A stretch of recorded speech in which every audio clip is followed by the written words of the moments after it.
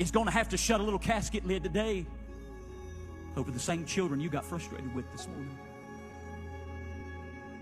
Some little child would love to have the scraps you complained weren't warm enough or cooked to your proper temperature. Some church will vote this morning to close the doors because they don't have enough people. But yet we'll complain because it's a little tight. We're spoiled, rotten. I look at the cross of Calvary. I look at the beams outstretched, and I see the Son of God die, and I say, God, it should have been me. Not only was it not me, while you were giving him everything I deserved up there, I'm down here on the ground, and you just keep... He said, well, son, that's an odd question. What do you mean, how much do I make an hour? He said, Daddy, how much do you charge all these customers for an hour of work? He said, son, I charge about $85 an hour. And the little boy pulled out a pocket full of change. He said, would you give me just 30 minutes? Don't lose your own soul trying to gain the world. Because a real father invests. You still go to church, and you're a preacher, and your mom and dad aren't together anymore. I said, well, yeah. What are you getting at? He said, my mom and daddy split up 3 years ago.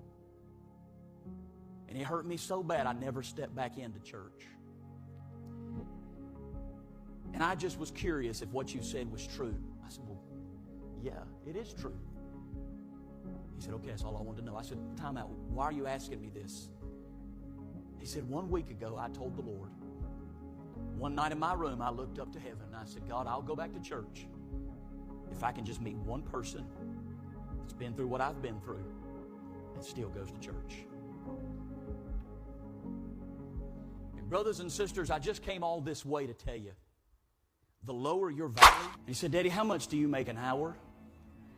He said, well, son, that's an odd question. What do you mean, how much do I make an hour? He said, Daddy, how much do you charge all these customers for an hour of work? He said, son, I charge about $85 an hour. And the little boy pulled out a pocket full of change. He said, would you give me just 30 minutes? Don't lose your own soul trying to gain the world.